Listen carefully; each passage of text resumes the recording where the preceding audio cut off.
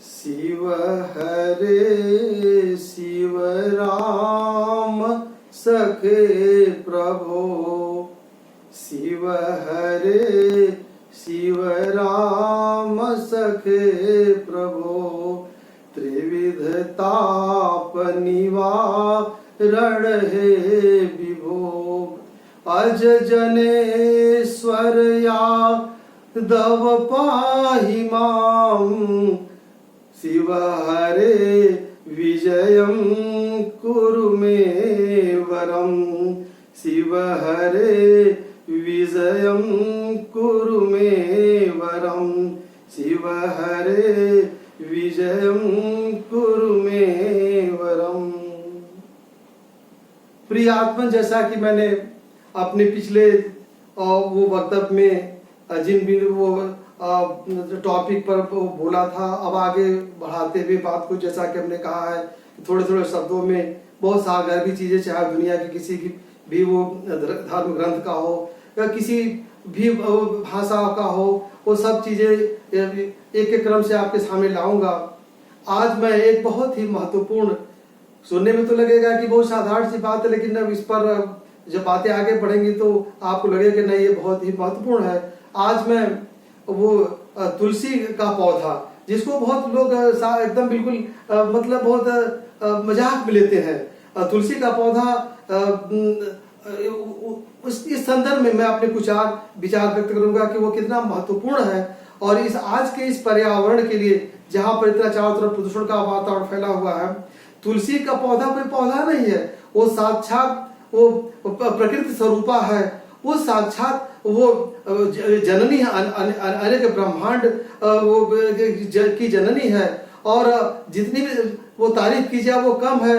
और उसका एक बहुत बड़ा महत्व है, उसका धार्मिक महत्व है, उसका आध्यात्मिक महत्व है, उसका एक वो वैज्ञानिक महत्व है, वो मेडिसिनल प्लांट भी है। मैंने उसका हर दृष्टिकोण से अगर देखा जाए तो तुलसी का जो ये पौधा है, और ये सब जगह उपलब्ध है, इसलिए इसको सुलभा भी कहा जाता है, और बहुत से नामों से इसको जाना जाता है, हरि प्रिया, विष्णु प्रिया, और वो अनेक अनेक नामों से। और ये सारे देवताओं का वास ये तुलसी के पौधे में होता है, जैसे जैसे पीपल का है, जैसे वो समी है, लेकिन तुलसी का इतना अपना महत्व है कि अब इस संदर्भ में हम अगर वो कुछ पंक्तियां पहले तो बता दें कि तुलसी का जो स्वास्थ्य के प्रति कितना वो ये कितना महत्वपूर्ण है, स्वास्थ्य के लिए कितना जरूरी है। जैसे जहाँ तुलसी का पौधा है वहां पर किसी प्रकार की जल्दी बीमारी नहीं आती, और वातावरण शुद्ध रहता है। पर्यावरण को, वातावरण शुद्ध रखने के लिए ये बहुत बड़ी वो बहुत बड़ा वो है। और अगर तुलसी को हम, अगर मान लीजिए आपके पास अगर कोई जब बहुत पर्याप्त जगह नहीं है तो हम गमले में लगा सकते हैं, और वो शुद्ध मिट्टी, थोड़ा सा फर्टाइल लैंड जहाँ से थोड़ा सा लिया, और थोड़ा सा वो पीली मिट्टी एक आती है जो गंगा किनारे वो पाई जाती है ज्यादातर, और भी गहराई में खुदने को मिट्टी मिल जाती है, तो उसको करके, और तुलसी का जो जैसे वो जो जड़ है वहां की मिट्टी को अगर कोई मैंने सुबह में लगा करके आपको तिलक लगा लेता है, तो उसको किसी प्रकार के कॉस्मेटिक की आवश्यकता नहीं, उसके चेहरे की चमक वो कोई हीरा की तरह अपने आप बढ़ता चला जाएगा। और वो माथे का जो पर लिखा जो वो दुर्भाग्य है वो सौभाग्य बदल जाएगा। इसलिए इसको वो मैंने वो ग्रंथों में, वेदों में, उपनिषदों में, पुराणों में ये भरा पड़ा हुआ है। और सबसे बड़ी बात है कि जहां पर तुलसी का पौधा रहता है वहां वज्रपात वगैरह नहीं होता, वहां पर विषैले जीव जंतु नहीं रहते, और अगर चारों तरफ इसका हम वो करें तो समझते कि वो हम लोग स्वस्थ रह सकते हैं। और जो बच्चा मंद बुद्धि का, अगर तुलसी का वो पत्ता उसको निकला जाता, तुलसी के पत्ते को वो च्यूइंग नहीं करना चाहिए, दांत से चबाना नहीं चाहिए, उसको निकल जाना चाहिए। तो अगर सुबह में बच्चा वो अपना वो तुलसी के पत्ता को लेकर के निकल जाता, तो अगर मंद बुद्धि है तो तेज बुद्धि हो जाता है, उसके अंदर प्रखरता आती है, उसके अंदर वो सुंदर स्वास्थ्य आता है, और बहुत सी चीजें हैं। और तुलसी को हम अनेक ऐसा कोई रोग नहीं जिसमें कि वो दवा के रूप में काम न करे, चाहे वो सर दर्द हो, पेट दर्द हो, कान दर्द हो या किसी प्रकार की बीमारी हो, उसमें तो इतनी शक्ति है कि वो स्टोन जैसे पथरी जैसी चीजों को भी वो गला देती है, उसको चूर्ण बना करके वो बाथरूम के रास्ते बाहर कर देती है।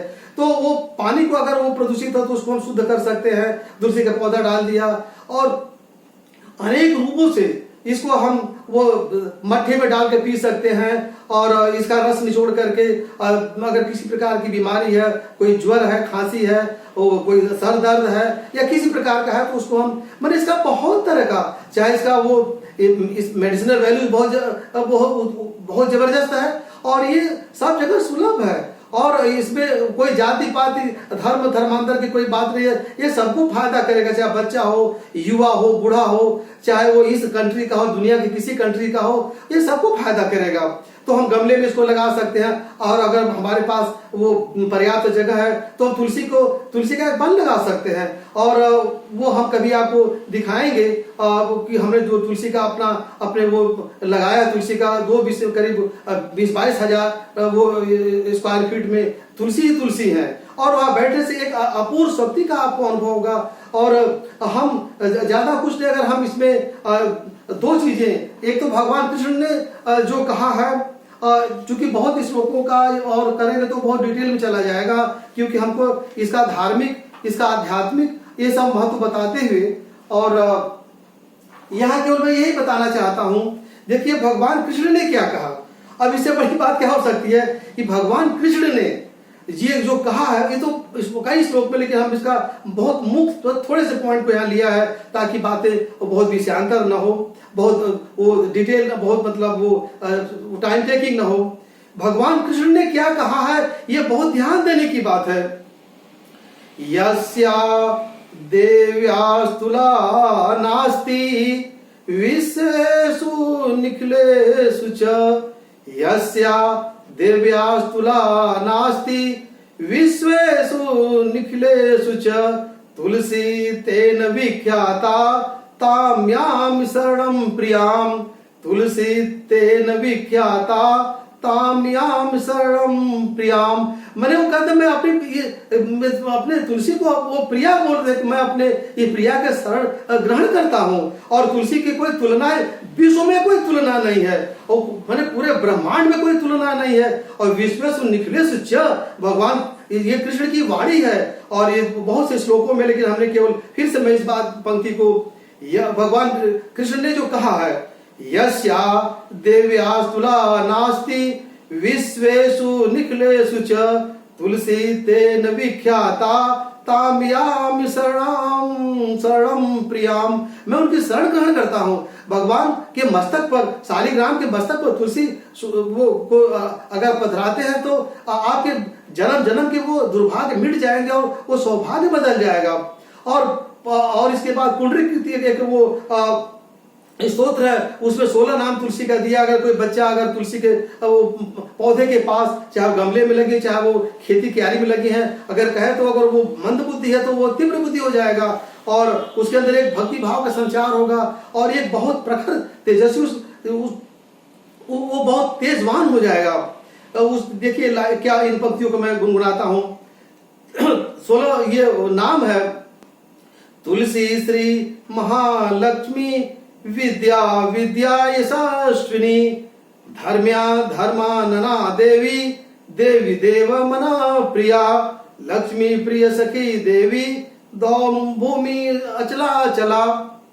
ये स्तोत्र में ये 16 नाम है। अगर तुलसी का ये 16 नाम, जहाँ तुलसी का पौधा है, जहाँ पर वो गमले या किसी जगह है, अगर वही बच्चा सुबह, उसमें कोई नियम विधान की बात नहीं है, किसी जाति पाति की बात, किसी धर्म की बात नहीं है, चाहे किसी धर्म का हो, किसी जाति का हो, किसी देश का हो, किसी भाषा का हो, स्नान किया कि स्नान नहीं किया है, अगर वहां बैठ करके, लेकिन हाँ उसका भाव शुद्ध होना चाहिए। अगर उसका भाव शुद्ध है, श्रद्धा विश्वास है, और भाव वो बहुत पवित्र है, तो वो बिल्कुल एकदम वो जादू की तरह यह असर करेगा, और वो मंदबुद्धि बालक वो तेज हो जाएगा, और उसके अंदर कोई अगर बीमारी है तो बीमारी भी वो दूर हो जाएगी। तो इसका आध्यात्मिक वैल्यू, इसका वो स्पिरिचुअल वैल्यू, और वो रिलीजियस और इसका जो मेडिसिनल वैल्यू इसे भरा पड़ा है। और इसको अगर हम गमले में लगा सकते हैं, क्यारी में लगा सकते हैं, और जहाँ आसपास रहेगा वहाँ विषैले जीव जंतु नहीं आते हैं, और सांप वगैरह भी,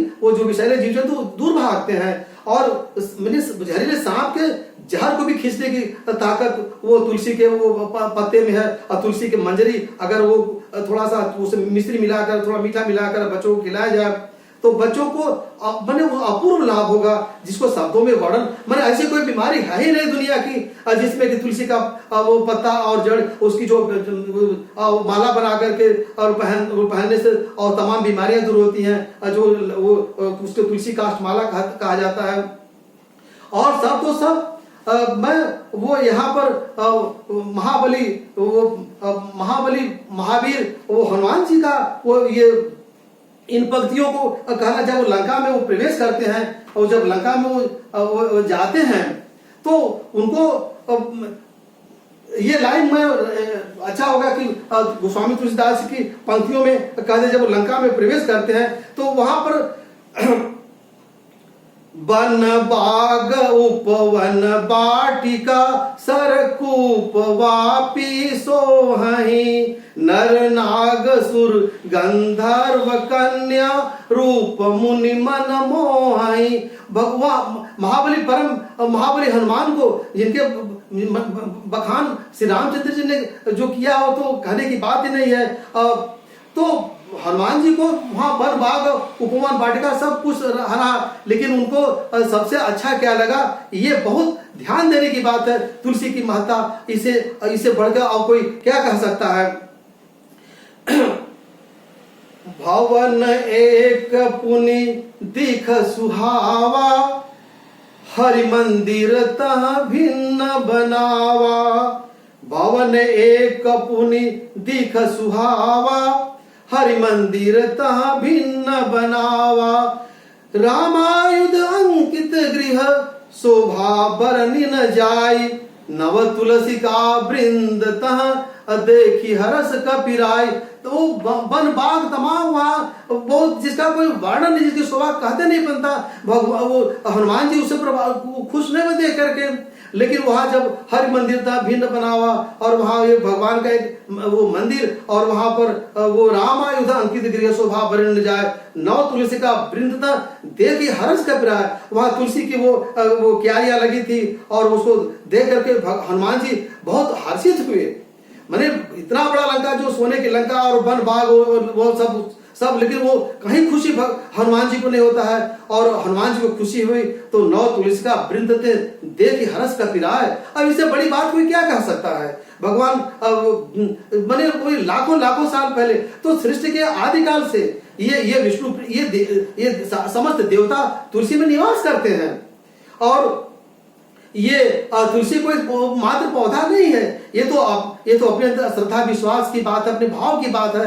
अगर तुलसी का वो पत्ता वो निकल जाना चाहिए, उसको दांत से वो चबाने से वो पारे का अंश होता है तुलसी में, तो वो नुकसान करेगा, इसलिए उसको निकल जाने से तुलसी का एक दो पत्ता सुबह में अपना वो निकल गए तो उसको जो मंदबुद्धि है, चाहे वो बच्चा है और युवा है और बूढ़ा है, ये सबको फायदा करेगा। और वो भगवान को तुलसी इतनी प्रिय, दुनिया का चाहे लाखों टन करोड़ों टन वो मालपुआ और वो भगवान को मिष्ठान का भोग लगा दिया जाए, उसे कोई फर्क नहीं पड़ता जब लेकिन जैसे तुलसी का एक वो वहां पत्ता तो भगवान को प्रिय है, वो भगवान के मस्तक पर विराजती है।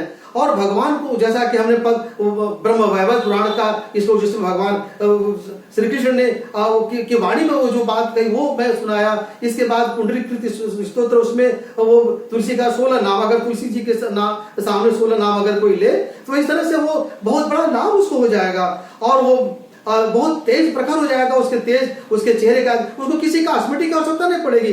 अगर तुलसी का जड़ का तो पास की मिट्टी का इस तरह से वो माथे पर तिलक करता है तो उसको किसी चंदन की आवश्यकता नहीं है, उसको किसी केसर की आवश्यकता नहीं है। उसके चेहरे पर एक अपूर्व एक शोभा बढ़ेगी, वो कोहिनूर हीरे की तरह चमकेगा। और उसकी शरीर में वो पूरा वो ताकत रहेगा। और जितने भी सारे जीव जंतु हैं ये तुलसी के पौधे से दूर भागते हैं। तो इस तरह से बहुत बड़ा महत्व है और हमको तुलसी का हर तरह से वो सेवन करना चाहिए। और तुलसी के सुबह में सुबह शाम किस समय शाम को दिया जलाओ, सुबह दीपक जलाइए या वो केवल प्रणाम कर लीजिए तो वो बहुत बड़ी शक्ति प्राप्त होती है। और इसको कोई शब्दों में इसका वर्णन क्या कर सकता है। और अगर कोई बच्चा बहुत ही कमजोर है और अब तो वो तुलसी जी के पास खाली ये रामचंद्र की ये पंक्तियां दोहरा दे तो वो बच्चा वो बहुत तेजस्वी हो सकता है, वो बहुत तेज बहुत बड़ा वैज्ञानिक बन सकता है। अगर वो साइंस का विद्यार्थी है तो जो उसको दिमाग में मैथमेटिक्स का फार्मूला, फिजिक्स का फार्मूला, केमिस्ट्री का फार्मूला समझ में नहीं आ रहा है वो उसको वहां पर आसान हो जाएगा। और वो इतनी शक्ति है। और तो मैं रामचरितमानस के गोस्वामी तुलसीदास जी महाराज जी रामचरितमानस की रचना जब कर रहे थे तो उसमें वो उन्होंने माँ जानकी को प्रणाम किया। और ये जनक सुता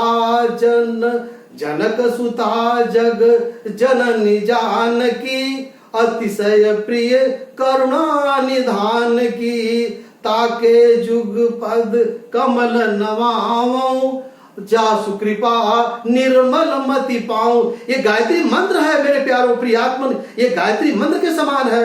भगवान बने तुलसीदास जी रामचरितमानस की रचना के समय में वो जगत जननी की वंदना करते हैं और कहते हैं ताके युग पद कमल नवाऊं जासु कृपा निर्मल मति पाऊं। गायत्री मंत्र में यही बात तो है। ओम भूर्भुवः स्वः तत्सवितुर्वरेण्यं भर्गो देवस्य धीमहि धियो यो नः प्रचोदयात्। तो विमल मति बुद्धि कोई तो वो चाह रहे हैं तो अगर किसी को विमल मति बुद्धि ज्ञान की आवश्यकता है तो वो तुलसी के पौधे के पास बैठ कर इस तरह से वो पंक्तियों गुनगुनाए। मैं फिर से गुनगुना देता हूं। जनक सुता जग जननी जानकी अतिशय प्रिय करुणा निदान की ताके जुग पद कमल नवाऊं जासु कृपा निर्मल मति पाऊं। इतनी बड़ी बात कहा।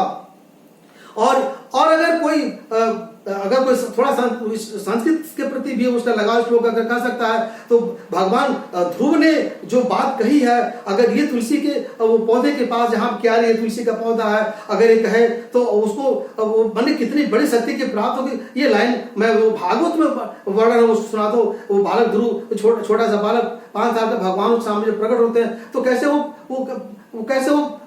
किस तरह से वो प्रार्थना करता है, कैसे वो भगवान की स्तुति करता है। योऽन्तः प्रविश्य वाचमिमां प्रसुप्तां संजीवयति अखिल शक्तिधरा स्वधाम्ना अन्यास्यस्य चरणा शरणात्वगादीन् प्राणान् नमो भगवते पुरुषाय तुभ्यं प्राणान् नमो भगवते पुरुषाय तुभ्यं प्राणान् नमो भगवते पुरुषाय तुभ्यं। अगर इसको कोई बालक कोई युवा कोई वृद्ध चाहे कोई किसी एज का किसी जात किसी धर्म का हो किसी देश का हो अगर वो स्नान किया स्नान नहीं किया है लेकिन अगर वो जो विश्व की वो हमने विश्व की जननी माने वो जगत जननी भगवान कृष्ण ने वो ये विष्णु प्रिया हरि प्रिया और वो ब्रह्मांड अनेक ब्रह्मांड कोटि ब्रह्मांड की वो जननी और क्या क्या नहीं कहा। अभी हम भागवत महापुराण की बात वो कह दी गई। अगर सब चीजों को वहां पर भागवत महापुराण में राजा पृथु ने कहा कि जहाँ तुलसी का वो सुगंध जो जहाँ न प्राप्त हो तो वो से जगह की कोई आवश्यकता नहीं। भगवान ने कहा वर मांगो तो कहा भगवान हमको आप 10,000 कान दे दीजिए और ताकि मैं वो आपका गुणानुवाद जो संत महात्माओं ने किया उसको सुनूं और उस मोक्ष से क्या फायदा जहां पर हमको तुलसी का ये वो गंध न मिले। इतनी बड़ी बात वो भागवत महापुराण में राजा पृथु आदि राजा ने कहा। और ऐसे तमाम वो वेद में उपनिषदों में पुराणों में तमाम ग्रंथों में तमाम ये भरा पड़ा है। और हम जो मेडिकल साइंस है इस महत्व को समझता है। आध्यात्मिक वैल्यू भी है, धार्मिक वैल्यू धार्मिक दृष्टिकोण से महत्वपूर्ण है, आध्यात्मिक दृष्टिकोण से महत्वपूर्ण है और वो वैज्ञानिक दृष्टिकोण से महत्वपूर्ण है। और किसी भी हम चाहे भोजन जो करते हैं उसमें भी अगर भोग लगा देते हैं तो भोजन अमृत बन जाता है। अगर उसमें कोई विषैले चीज है तो वो दूर हो जाता है और हमारे अंदर एक ऐसे शक्ति का संचार होता है, एक ऐसे तेज का संचार होता है कि उस तमाम बीमारियों को दूर करके एक बहुत बड़ी शक्ति वो प्रदान करता है। इसलिए जो हमें आज के इस वक्तव्य को बहुत ज्यादा और आगे और बहुत सी बातें लाएंगे, बहुत सी अच्छी बातें हैं। तुलसी, माँ तुलसी पर तो बहुत कुछ कहा। ये विश्व सारे देवताओं का वास तुलसी में है। अब सब मैंने आपने तुलसी को नमन कर दिया, मैंने सारे देवताओं को आपने नमन कर दिया। भगवान कृष्ण, भगवान राम और हनुमान, परमवीर महावीर हनुमान ने वो वर्णन किया, देख के हरस कपड़ा, नौ तुलसी का वृंद था, देख के हरस कपड़ा। वहाँ बड़े बड़े बाग बगीचे, बड़े बड़े फल और बहुत कुछ है, लेकिन वो हनुमान जी को खुशी नहीं होती। लेकिन वहाँ नव तुलसी का वृंद था, देख के हरस कपिराय। अब ये अभी से बड़ी बात क्या, लाखों लाखों साल पहले त्रेता युग में ये बात। तो तुलसी का के महत्व को शब्दों में ये नहीं कहा जा सकता।